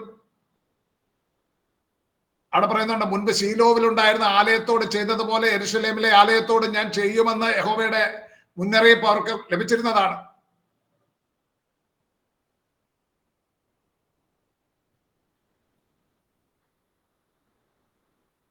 ശലോമോൻ പണി കഴിപ്പിച്ച ആലയത്തെ തകർത്ത് കളയുവാൻ എന്തുകൊണ്ട് യഹോവ ജാതികളുടെ പക്കൽ ഏൽപ്പിച്ചു കൊടുത്തു? കാരണം അത് കള്ളന്മാരുടെ ഗുഹ എന്ന പോലെ ആയിത്തീർന്നിരുന്നു. സമാനമായ അവസ്ഥ. ആലയത്തിൽ ദൈവത്തിന് അഹിതമായത് സംഭവിക്കുമ്പോൾ ആലയത്തെ ദൈവം തകർത്ത് കളയും. ശീലോവിലെ ആലയത്തിന് സംഭവിച്ച അതായിരുന്നു. നമുക്കറിയാം ഏലിയുടെ മക്കൾ അവർ പ്രവർത്തിച്ചിരുന്നത് എന്തായിരുന്നു എന്ന് നമുക്കറിയാം. അതുകൊണ്ടാണ് മഹത്വം ഇസ്രായേലിൽ നിന്ന് പോയി എന്ന് പറയുന്നത്. അതിനുശേഷം ശലോമോൻ ആലയം പണി കഴിപ്പിച്ചു. അവിടെ ശലോമോന്റെ പ്രാർത്ഥന നമ്മൾ രാജകുമാരുടെ 1-ാം പുസ്തകം 8-ാം അധ്യായത്തിൽ കാണുന്നുണ്ട്.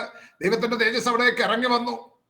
എന്നാൽ പിൽക്കാലത്ത് അത് കള്ളന്മാരുടെ ഗുഹ പോലെ ആയപ്പോൾ ആ ആലയം തകർത്തു കളഞ്ഞു. എസ്കേൽ പ്രവാചകന്റെ പുസ്തകത്തിലൊക്കെ അത് നമ്മൾ അതിനെ പറ്റിയൊക്കെ പറയുന്നുണ്ട്. അവിടേക്കൊന്നും പോകുന്നില്ല. പിന്നീട് സെരുബാബേലിന്റെ നേതൃത്വത്തിൽ വന്ന് പണി കഴിപ്പിച്ചതും 516 BC 516 സെരുബാബേൽ പണി പൂർത്തീകരിച്ചതും അതിന്റെ പ്രതിഷ്ഠ നടത്തുന്നതും. ആ ആലയത്തെയാണ് ഹെരോദ രാജാവ് അതിഗംഭീരമായ അലങ്കാരങ്ങളോടെ വിശാലമായി പണിയുവാൻ ആരംഭിച്ചത്. നമ്മുടെ കർത്താവിന്റെ ഐഹിക ശുശ്രൂഷ കാലഘട്ടത്തിൽ യെരൂശലേമിൽ ഉണ്ടായിരുന്നത് ഹെരോദാവ് പണി കഴിപ്പിച്ച ആ ആലയമായിരുന്നു, അല്ലെങ്കിൽ പണി തുറന്നുകൊണ്ടിരുന്ന ആ ആലയമായിരുന്നു.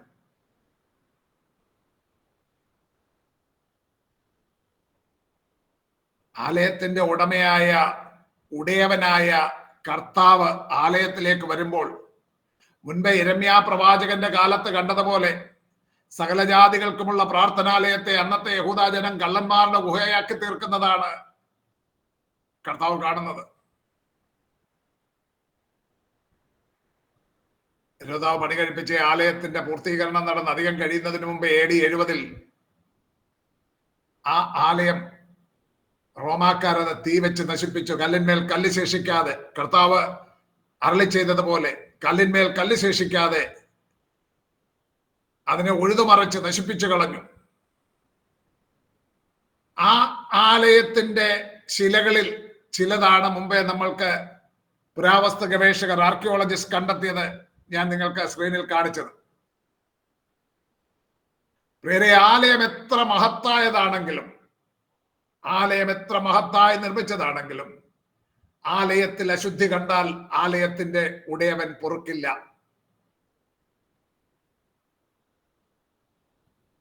ചിലപ്പോൾ ദൈവം ദീർഘക്ഷമ കാട്ടിയെന്ന് വരും. ദൈവം ദീർഘക്ഷമ കാട്ടി ന്യായവിധി താമസിപ്പിച്ചു എന്ന് വരും. അതിന്റെ അർത്ഥം ന്യായവിധി സംഭവിക്കില്ല എന്നല്ല. ദൈവാലയത്തെ കള്ളന്മാരുടെ ഗുഹയാക്കരുത്.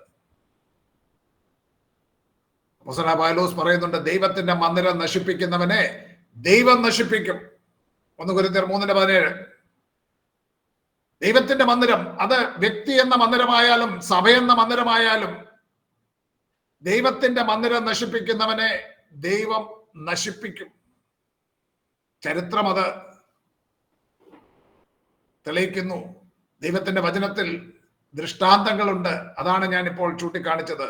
ശീലോവിലായാലും, ശലോമോൻ പണി കഴിപ്പിച്ചതായാലും, സെരുബാബേൽ പണി കഴിപ്പിച്ച ഹെരോദാവ് മഹത്തായി കെട്ടിപ്പണിത മന്ദിരമായാലും, ആലയത്തിന്റെ ഉടയവന്റെ പ്രസാദമായത് നടക്കുന്നില്ല എങ്കിൽ അത് തകർത്ത് കളഞ്ഞ ദൃഷ്ടാന്തം നമ്മുടെ മുൻപിൽ ഇരിക്കുന്നുണ്ട്. അത് ഓർമ്മിപ്പിച്ചുകൊണ്ട് അപ്പോസ്തലനായ പൗലോസ് നമ്മോട് പറയുന്നു, അല്ല, പരിശുദ്ധാത്മാവ് നമ്മെ ഓർമ്മിപ്പിക്കുന്നു, ദൈവത്തിന്റെ മന്ദിരം നശിപ്പിക്കുന്നവനെ ദൈവം നശിപ്പിക്കും. ഇന്ന് ദൈവത്തിന്റെ മന്ദിരം എന്ന് പറയുന്നത് വിശുദ്ധന്മാരായിരിക്കുന്ന നാം ഓരോരുത്തരുമാണ്. ഇന്ന് ദൈവത്തിന്റെ മന്ദിരം എന്ന് പറയുന്നത് വിശുദ്ധന്മാർ കൂടി വരുന്ന ദൈവത്തിന്റെ സഭയാണ്. അതുകൊണ്ട് ദൈവത്തിന്റെ മന്ദിരം നശിപ്പിക്കുന്നവരാകാതിരിക്കാൻ നാം ഓരോരുത്തരും സൂക്ഷിക്കണം. ഓക്കെ, യഹൂദന്മാരുടെ ഇടയിൽ ഉണ്ടായിരുന്ന ഡിഫറെന്റ് ഗ്രൂപ്പ്സ്, യഹൂദന്മാരുടെ ഇടയിൽ ഉണ്ടായിരുന്ന വിവിധ വിഭാഗക്കാർ, പെട്ടെന്ന് അതുകൂടെ പറഞ്ഞ് ഇന്നത്തെ ക്ലാസ് അവസാനിപ്പിക്കാം.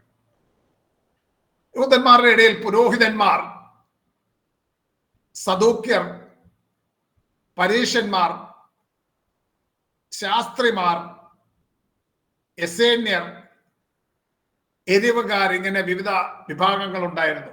എഴുതിയോ?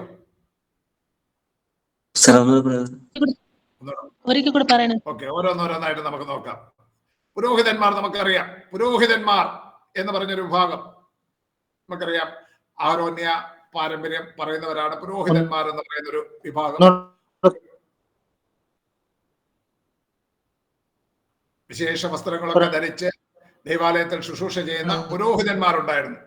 2, സദൂക്യർ എന്ന് പറയുന്ന ഒരു സമൂഹം, സാദുസീസ് അഥവാ സദൂക്യർ.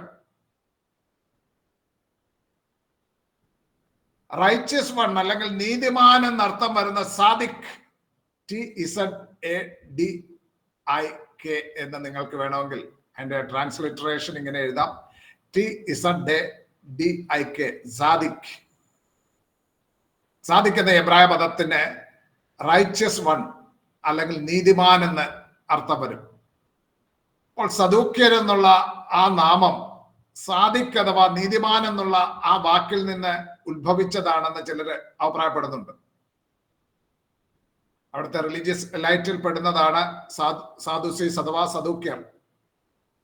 മറ്റൊരു അഭിപ്രായം ശലോമോൻ രാജാവിന്റെ കാലത്തെ മഹാപുരോഹിതനായിരുന്ന സാദോക്കിനെ പറ്റി നിങ്ങൾ കേട്ടിട്ടുണ്ടായിരിക്കാം. രാജാക്കന്മാരുടെ 1-ാം പുസ്തകം 1-ാം അധ്യായം 8-ാം വാക്യം 32 മുതൽ 45 വരെയുള്ള വാക്യങ്ങളും, 1 രാജാക്കന്മാർ 1:8, 1 രാജാക്കന്മാർ 1:8, 1:32 മുതൽ 45 വരെയുള്ള വാക്യങ്ങളിലൊക്കെ സാദോക്ക് എന്ന് പറയുന്ന മഹാപുരോഹിതനെ പറ്റി കാണുന്നുണ്ട്. ശലോമോൻ രാജാവിന്റെ കാലത്തെ മഹാപുരോഹിതനായിരുന്നു. അപ്പൊ സാദോക്കിന്റെ പാരമ്പര്യം അവകാശപ്പെടുന്നവരാണ് സദൂക്യർ. തങ്ങൾ സാദോക്കിന്റെ മഹാപുരോഹിതനായിരുന്ന ശലോമോന്റെ മഹാപുരോഹിതനായിരുന്ന സാദോക്കിന്റെ പിന്തുടർച്ചക്കാരാണ് എന്ന് പറഞ്ഞിരുന്നവരായിരുന്നു സദൂക്യർ. 2 അഭിപ്രായങ്ങളാണ് സാദുസീസ് എന്നുള്ള അല്ലെങ്കിൽ സദൂക്യർ എന്നുള്ളത്. ആ പേരിന്റെ ഉത്ഭവത്തെ പറ്റി സാദിഖ് അഥവാ റൈച്ചസ് വൺ, നീതിമാൻ എന്നുള്ള വാക്കിൽ നിന്നാണ് ആ പേര് വന്നത് എന്ന് ഒരു ചിന്ത. 2, ശലോമോന്റെ സമയത്തെ മഹാപുരോഹിതനായിരുന്ന സാദോക്കിന്റെ പേരിൽ നിന്നും, സാദോക്കിന്റെ പാരമ്പര്യം അവകാശപ്പെടുന്നവരായിരുന്നു സാദുസീസ്. അതുകൊണ്ട് അവരുടെ പിന്തുടർച്ചക്കാരായിരുന്നു എന്ന് കരുതിയിരുന്നു. യഹൂദന്മാരുടെ ന്യായാധിപ സഭയായിരുന്ന സന്നദ്രി സംഘത്തിൽ ഇവർക്ക് പ്രാതിനിധ്യമുണ്ടായിരുന്നു. യെരുശലേമിൽ 71 പേര് അടങ്ങുന്ന സന്നദ്രി സംഘവും മറ്റു പട്ടണങ്ങളിൽ 23 പേരുടെ സന്നദ്രി സംഘവും ഉണ്ടായിരുന്നു. നമ്മുടെ കർത്താവിനെ വിചാരണ ചെയ്യുവാനൊക്കെ സന്നദ്രി സംഘത്തിന്റെ മുൻപിൽ നിർത്തിയിരുന്നു. മലയാളത്തിൽ ന്യായാധിപ സംഘം എന്നൊക്കെയാണ് പറയുന്നത്. ഓക്കെ, യഹൂദന്മാരുടെ സന്നദ്രി സംഘത്തിൽ സദൂക്യരുണ്ടായിരുന്നു. ഇവർ പുറമെ ന്യായപ്രമാണം അംഗീകരിക്കുന്നു എന്ന് പറയുമ്പോൾ തന്നെ ഇവർക്ക് ന്യായപ്രമാണത്തോട് യാതൊരു പ്രതിബദ്ധതയും ഉണ്ടായിരുന്നില്ല. സാദുസീസ് അല്ലെങ്കിൽ സദൂക്യർക്ക് ന്യായപ്രമാണം അംഗീകരിക്കുന്നു എന്ന് പറഞ്ഞാല് അവർക്ക് ന്യായാധിപ സഭയിൽ ഇരിക്കുവാനൊക്കത്തുള്ളൂ.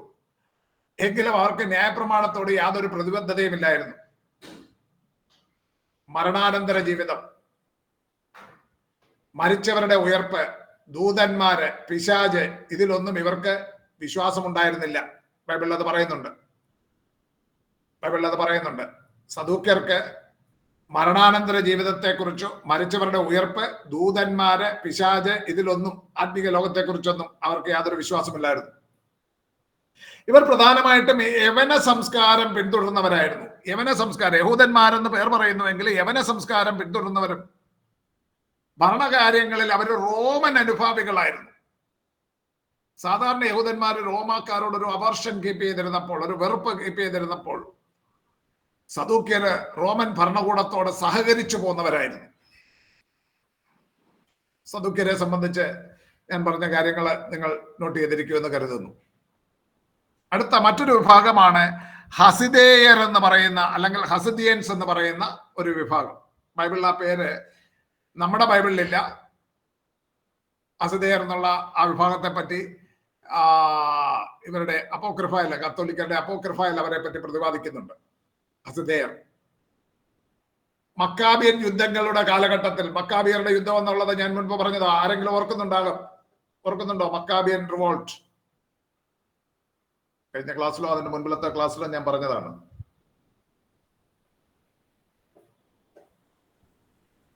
ആരും ഓർക്കുന്നില്ല? മലാക്കിയുടെ പുസ്തകത്തിന് ശേഷമുള്ള കാലഘട്ടത്തിലല്ലായിരുന്നു സാർ? അതെ, അതിനുശേഷമാണ് നടക്കുന്നത്. എന്തിനായിരുന്നു മക്കാബിയരുടെ യുദ്ധം? കഴിഞ്ഞ ക്ലാസ്സിൽ പറഞ്ഞല്ലേ? അന്തിയോക്കസ് എപ്പിഫാനസ് എന്ന് പറയുന്ന രാജാവിനെതിരായിട്ട്. അങ്ങ് നേരത്തെ പറഞ്ഞ എല്ലാവരുടെയും സമയം സേവ് ചെയ്തു. സെലൂക്യ രാജാവായിരുന്ന അന്ത്യോക്യസ് എപ്പിഫാനസ് നാലാമൻ എന്ന് പറയുന്ന വ്യക്തി യെരുശലേമിലെ ദേവാലയത്തിലേക്ക് പ്രവേശിക്കുകയും സിയൂസിന്റെ പ്രതിമ വെക്കുകയും അവിടെ പന്നിയെ യഹൂദന്മാർക്ക് നിഷിദ്ധമായ പന്നിയെ ബലി കഴിപ്പിക്കുകയും ചെയ്തു. 167 BC ക്രിസ്തുവിന് 167 വർഷങ്ങൾക്ക് ശേഷം. ആ സഹോദരൻ പറഞ്ഞ പോലെ മലാക്കിക്ക് ശേഷമാണ്. മലാക്കി ഏതാണ്ട് 430 കാലഘട്ടത്തിലാണ്, BC 430 കാലഘട്ടത്തിലാണ് മലാക്കി എഴുതപ്പെടുന്നത്. അതിനുശേഷമുള്ള ഡാർക്ക് പീരീഡ്, പ്രവാചകന്മാരില്ലാത്ത ഒരു കാലഘട്ടമായിരുന്നു. പിന്നീട് യോഹന്നാൻ സ്നാപകനാണ്, അല്ലെങ്കിൽ സ്നാപകനായ യോഹന്നാനാണ് അടുത്ത പ്രവാചകൻ. അപ്പോൾ ഈ കാലഘട്ടത്തിൽ 167 BC അന്ത്യോക്യസ് എപ്പിഫാനസ് എന്ന് പറയുന്ന യവനൻ, സെലൂക്യ രാജാവ്, യെരുശലേമിലെ ദേവാലയത്തിൽ കയറി, ദേവാലയത്തിൽ പന്നിയെ ബലി കഴിപ്പിച്ചു, സിയൂസിന്റെ പ്രതിമ വെച്ചു. അന്ന് മൊദൈൻ പട്ടണവാസിയായിരുന്ന മത്തത്യാസ് എന്ന് പറയുന്ന പുരോഹിത വംശത്തിൽപ്പെട്ട ഒരു വ്യക്തിയും അദ്ദേഹത്തിന്റെ 5 ആൺമക്കളും അവരുടെ നേതൃത്വത്തിൽ വലിയ ഗറില്ല യുദ്ധത്തിലൂടെ ശക്തമായ സെലൂക്യ സൈന്യത്തെ യെരുശലേമിൽ നിന്ന് പുറത്താക്കി. അന്ന് സെലൂക്യരെ പുറത്താക്കുവാൻ മക്കാബിയരോട് ചേർന്ന്, അല്ലെങ്കിൽ മത്തത്യാസിന്റെ മക്കളോട് ചേർന്ന് നിന്ന ധീരയോദ്ധാക്കളായിരുന്നു ഹസദേർ. തീഷ്ണതയുള്ള യഹൂദന്മാരായിരുന്നു ഹസദേർ.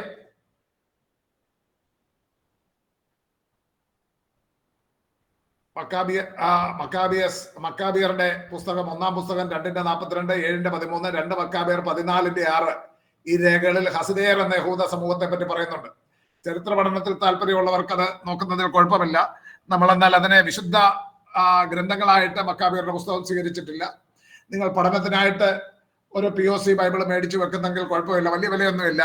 തിരുവനന്തപുരത്തുള്ളവർക്ക് ഇവിടെ നമ്മുടെ വഴുതക്കാട്ട് ആ ബുക്ക് ഷോപ്പിന്റെ പേര്, കിരൺ വർക്ക് ചെയ്യുന്ന പ്രസന്റ് മുന്നിലുള്ള ബുക്ക് ഷോപ്പിന്റെ പേര് എന്താണ് കിരൺ? അത് കാർമൽ ടവർ. അവിടെ ആ ബുക്ക് ഷോപ്പിൽ അത് കിട്ടും. കത്തോലിക്ക POC ബൈബിൾ 200 രൂപ താഴെ എങ്ങാണ്ടേ ഉള്ളു അതിന്റെ വില.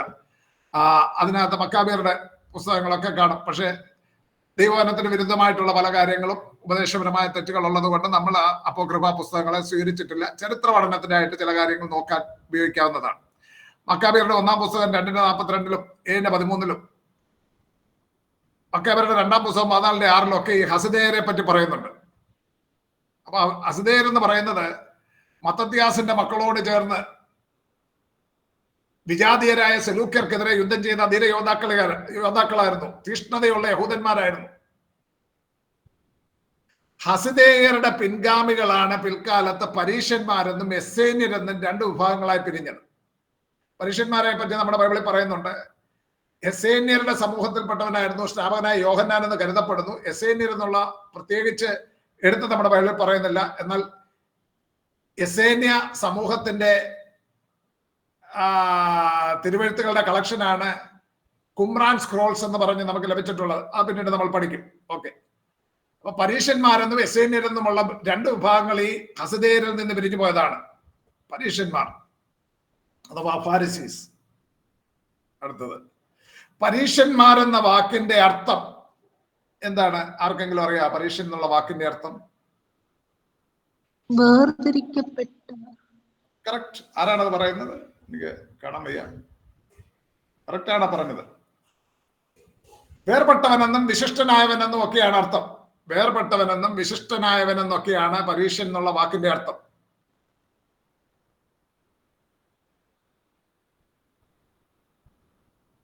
പരീക്ഷന്മാരെ സംബന്ധിച്ച് അവർ ദൈവകൽപ്പനകളുടെ ആത്മീക അർത്ഥം ഗ്രഹിക്കാതെ അവർ ന്യായപ്രമാണത്തെ വികലമായി വ്യാഖ്യാനിക്കുകയും പഠിപ്പിക്കുകയും ചെയ്തു വന്നു. അതുകൊണ്ട് നമ്മുടെ കർത്താവ് അവരോട് വളരെ ശക്തമായി അവരെ കണ്ടം ചെയ്തുകൊണ്ട് സംസാരിക്കുന്നുണ്ട്. ലൂക്കോസിന്റെ സുവിശേഷം 11-ാം അധ്യായം 39 മുതൽ 42 വരെ. മത്തായി 23 ഘടികയുണ്ട്. ലൂക്കോസ് 11-ന്റെ 39 മുതൽ 42 വരെ. അവിടെ കർത്താവ് പറയുന്നത്, പരീക്ഷന്മാരായ നിങ്ങൾ കിണ്ടികിണ്ണങ്ങളുടെ പുറം വെടിപ്പാക്കുന്നു, നിങ്ങളുടെ ഉള്ളിലോ കവർച്ചയും ദുഷ്ടതയും നിറഞ്ഞിരിക്കുന്നു. എന്ന് പറയാൻ പുറമേ വലിയ ഭക്തി, വെള്ള ഫുൾ സ്ലീവ് ഷർട്ടും ക്ലീൻ ഷേവും ഒക്കെ ചെയ്ത് നടക്കുന്ന ഇന്നത്തെ പരീക്ഷന്മാരെ പോലെ. എല്ലാവരും അങ്ങനെയാണെന്നല്ല പറഞ്ഞത്, ഞാനും വെള്ള ഇടുന്ന വ്യക്തിയാണ്, ഞാൻ എങ്ങനെയുള്ളതാണെന്ന് ദൈവം അറിയട്ടെ. അപ്പം പുറമേ നല്ല വെള്ളയുടുപ്പും ക്ലീൻ ഷേവും ഒക്കെ എന്ന് പറയുന്നത് പോലെ പുറമേയുള്ള ആലങ്കാരികമായിട്ടുള്ള വേഷം കെട്ട കിണ്ടികിണ്ണങ്ങളുടെ പുറം വെടിപ്പാക്കുന്നു, നിങ്ങളുടെ ഉള്ളിലോ കവർച്ചയും ദുഷ്ടതയും നിറഞ്ഞിരിക്കുന്നു. ലൂക്കോസ് 11-ന്റെ 40-ാം വാക്യം. മൂഢന്മാരെ, പുറമുണ്ടാക്കിയവനല്ലയോ അകവും ഉണ്ടാക്കിയത്, അകത്തുള്ളത് ഭിക്ഷയായി കൊടുപ്പീൻ, എന്നാൽ സകലവും നിങ്ങൾക്ക് ശുദ്ധമാകുമെന്ന് പറഞ്ഞു. പരീക്ഷന്മാരായ നിങ്ങൾക്ക് അയ്യോ കഷ്ടം, നിങ്ങൾ തുളസിയിലും അരൂതയിലും എല്ലാ ചീരയിലും പതാരം കൊടുക്കുകയും ന്യായവും ദൈവസ്നേഹവും വിട്ടുകളയുകയും ചെയ്യുന്നു. ന്യായവും ദൈവസ്നേഹവും വിട്ടുകളയുകയും ചെയ്യുന്നു എന്ന് പറഞ്ഞാൽ ദരിദ്രന്മാരോട് ന്യായം പ്രവർത്തിക്കുന്നില്ല, അവരോട് ദൈവസ്നേഹം പ്രദർശിപ്പിക്കുന്നില്ല. അവരോട് പറയുകയാണ്, നിങ്ങൾ ഈ കൊടുക്കുന്നതൊക്കെ കൊടുക്കുക, ഇത് ചെയ്യുകയും അത് ത്യജിക്കാതിരിക്കുകയും വേണം. ഏത്? ന്യായവും ദൈവസ്നേഹവും, അത് ത്യജിക്കരുത്. മനുഷ്യന്മാരോട് അവര് ശബത്തും ശുദ്ധീകരണ നിയമങ്ങളും ഒക്കെ ആചരിക്കുന്നതില്, ദശാംശം കൊടുക്കുന്നതിലൊക്കെ വളരെ കണിശം കാട്ടിയിരുന്നവരാണ്. എന്നാൽ അവർ ദരിദ്രന്മാരുടെ ന്യായം നിഷേധിക്കുകയും ദൈവസ്നേഹം വിട്ടുകളയുകയും ചെയ്തിരുന്നു. ശബത്തും ശുദ്ധീകരണ നിയമങ്ങൾ ആചരിക്കുവാനും വലിയ തുക ദശാംശം കൊടുക്കുവാനും അവർ ഉത്സാഹിക്കുക മാത്രമല്ല, മറ്റുള്ളവരെ പ്രാപ്തിയില്ലാത്ത ദരിദ്രന്മാരെ വെറുക്കപ്പെട്ടവരായും പാപികളായും മുദ്രകുത്തി. ദരിദ്രന് വലിയ തുകയൊന്നും ദശാംശം കൊടുക്കാൻ കാണില്ല, പ്രാപ്തിയില്ല, അവനെ പാപിയായിട്ടൊക്കെ മുദ്രകുത്തി. ശബത്ത്, പെരുന്നാളുകൾ എന്നിവയുടെ അക്ഷരികമായ ആചരണം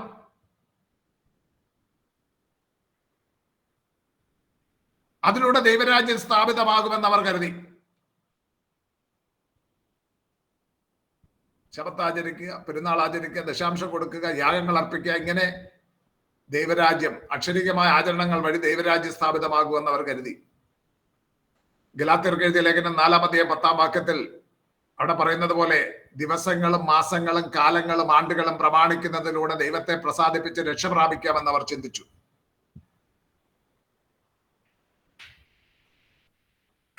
ഒരിക്കൽ നമ്മുടെ കർത്താവിനോട് ലൂക്കോസിന്റെ സുവിശേഷം 17-ാം അധ്യായത്തിൽ നമ്മൾ കാണുന്നുണ്ട്, കർത്താവിനോട് അവർ ചോദിക്കുന്നുണ്ട്, ദൈവരാജ്യം എപ്പോൾ വരുന്നു എന്ന് പരീക്ഷന്മാർ ചോദിക്കുന്നു. ആരെങ്കിലും എടുത്തെങ്കിൽ വായിക്കാം. 17-ാം അധ്യായം 20-ാം വാക്യം. ദൈവരാജ്യം എപ്പോൾ വരുന്നു എന്ന് പരീക്ഷന്മാർ ചോദിച്ചതിന്, ദൈവരാജ്യം കാണമല്ല വരുന്നത്, ഇതാ ഇവിടെ എന്നും അതാ അവിടെ എന്നും പറയുകയുമില്ല, ദൈവരാജ്യം നിങ്ങളുടെ ഇടയിൽ തന്നെ ഉണ്ടല്ലോ. ദൈവരാജ്യം നിങ്ങളുടെ ഇടയിൽ തന്നെ ഉണ്ടല്ലോ. അവിടെ കർത്താവ് പറയുകയാണ്, ദൈവരാജ്യം എപ്പോൾ വരുന്നു എന്ന് ചോദിക്കുമ്പോൾ ദൈവരാജ്യം കാണത്തക്കവണ്ണമല്ല വരുന്നത്. മലയാളത്തിൽ അത് കേട്ടാൽ അത് ശരിയായിട്ട് മനസ്സിലാകത്തില്ല. ഇംഗ്ലീഷ് ബൈബിൾ ഉള്ളവർ ഇന്ന് എടുത്തു നോക്കണം. The kingdom of God does not come with your careful observation. The kingdom of God does not come with your careful observation. ദൈവരാജ്യം നിങ്ങളുടെ ശ്രദ്ധാപൂർവമായ നിരീക്ഷണം മൂലമല്ല വരുന്നത് എന്നാണ് അവിടെ പറഞ്ഞിരിക്കുന്നത്. നിങ്ങളുടെ ശ്രദ്ധാപൂർവമായ നിരീക്ഷണം മൂലമല്ല വരുന്നത്. കാണത്തക്കവണ്ണമല്ല എന്നല്ല, ശ്രദ്ധാപൂർവമായ നിരീക്ഷണം. എന്താണ് അവിടെ കെയർഫുൾ ഒബ്സർവേഷൻ? അല്ല, ഒബ്സർവേഷൻ എന്ന് പറയുന്നത് അവിടെ ഉപയോഗിച്ചിരിക്കുന്ന വാക്ക് പാരാതിരിസിയോസ് എന്നുള്ള വാക്കാണ്. പാരാതിരിസിയോസ് എന്നാണ് ഗ്രീക്ക് എഴുത്ത് പ്രതി കാണുന്നത്.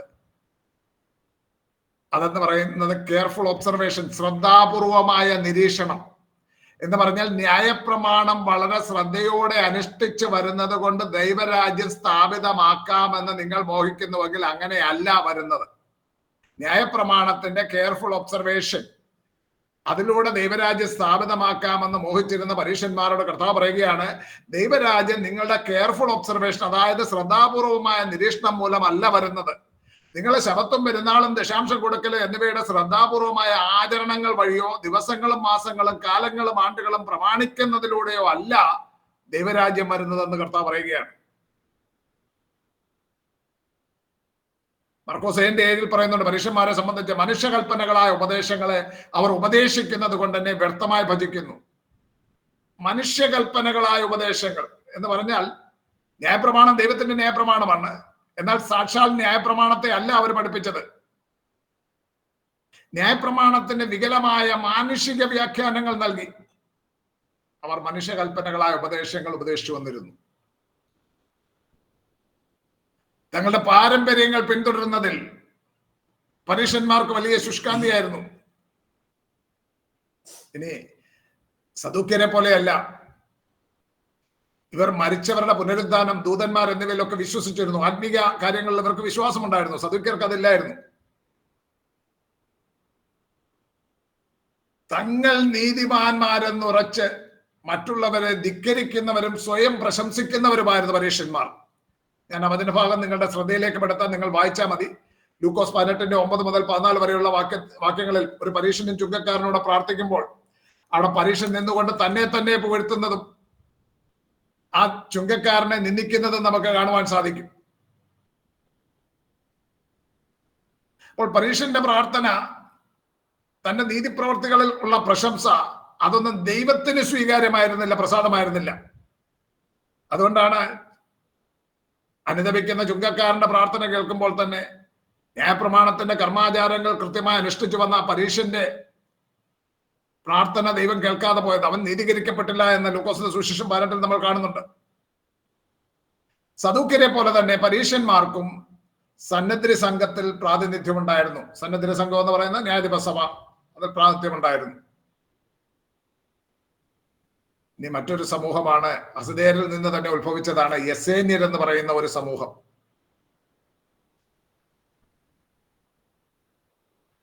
യെസേന്യരിലേക്ക് പോയാൽ ഇപ്പോൾ തന്നെ 8-9 നിർത്താം അല്ലേ? താല്പര്യപ്പെടുന്ന ഒത്തിരി പേരുണ്ടാകാം, പക്ഷെ ചിലർക്കൊക്കെ ബുദ്ധിമുട്ടുണ്ടാക്കാം. അതുകൊണ്ട് 8-10 ആകുന്നു. ഞാൻ ഇന്നത്തെ ക്ലാസ് ഇവിടെ നിർത്തുകയാണ്. പ്രിയ സഹോദരന്മാരിലെ ഒരാള് പ്രാർത്ഥിച്ചാട്ട്, സന്തോഷ് IPG, എന്താണ് LPG സന്തോഷ് പ്രാർത്ഥിച്ചാട്ട്. സന്തോഷ്. നല്ലവരും വിശുദ്ധ വാഗ്ദത്തങ്ങളുടെ കർത്താവേ, ഇന്ന് പകൽ പരിശുദ്ധാത്മാവിന്റെ നിറവിലായ ഞങ്ങൾ ഒരുമിച്ച് ബൈബിൾ വചനം പഠിപ്പാനിടയായി കർത്താവിന്റെ മഹത്വം വെളിപ്പെടാനായി സ്തുതിക്കുന്ന കർത്താവേ, പഠിപ്പിച്ച അധ്യാപനെ വഹിച്ച് പ്രാർത്ഥിക്കുന്നു. ദൈവത്തിന്റെ മഹത്വം കൊണ്ട് നിറയ്ക്കണമെന്ന് പ്രാർത്ഥിക്കുന്നു കർത്താവേ. ദൈവത്തിന്റെ പ്രവൃത്തി വെളിപ്പെടും ശക്തീകരിക്കണമെന്ന് പ്രാർത്ഥിക്കുന്നു കർത്താവേ. സഹപാസമായി പ്രാർത്ഥിക്കുന്നു. ദൈവത്തിന്റെ കൃപ കൊണ്ട് നിറയ്ക്കണമെന്ന് പ്രാർത്ഥിക്കുന്നു കർത്താവേ. ദൈവത്തിന്റെ മഹത്വം കൊണ്ട് നിറയ്ക്കണമെന്ന് പ്രാർത്ഥിക്കും. ഗ്രൂപ്പിലുള്ള എല്ലാ പാസ്മാരെയും സിസ്റ്റർമാരെയും ബ്രദർമാരെയും എല്ലാം വഹിച്ച് പ്രാർത്ഥിക്കുന്നു. തുടർന്ന് പഠിപ്പാൻ തക്കവണ്ണം കർത്താവ് അങ്ങ് അനുഗ്രഹിക്കണമെന്ന് പ്രാർത്ഥിക്കുന്നു കർത്താവേ. താവർ മിനിസ്ട്രിയായി വഹിച്ച് പ്രാർത്ഥിക്കുന്നു. ദൈവത്തിന്റെ കൃപ പൂർണ്ണമായി ചലിക്കും, അധികാരപ്പെടുത്തും, ശക്തീകരിക്കും. യേശു ക്രിസ്തുവിന്റെ പിതാവേ, ആമേൻ. ആമേൻ. കർത്താവ് എല്ലാവരെയും അനുഗ്രഹിക്കട്ടെ. നാളെ രാജൻ ആഷർ സാർ ആയിരിക്കും ക്ലാസ് എടുക്കുന്നത്. നെബു മാസൻ പാസ്റ്റർ ഫ്രൈഡേയിൽ ക്ലാസ് എടുക്കും. നാളെ രാജൻ ആഷർ സാർ നിങ്ങൾക്ക് ക്ലാസ് എടുക്കുന്നതായിരിക്കും. Okay master. Okay. Okay, thank you, sir. Thank you, sir. Thank you, sir. Thank you.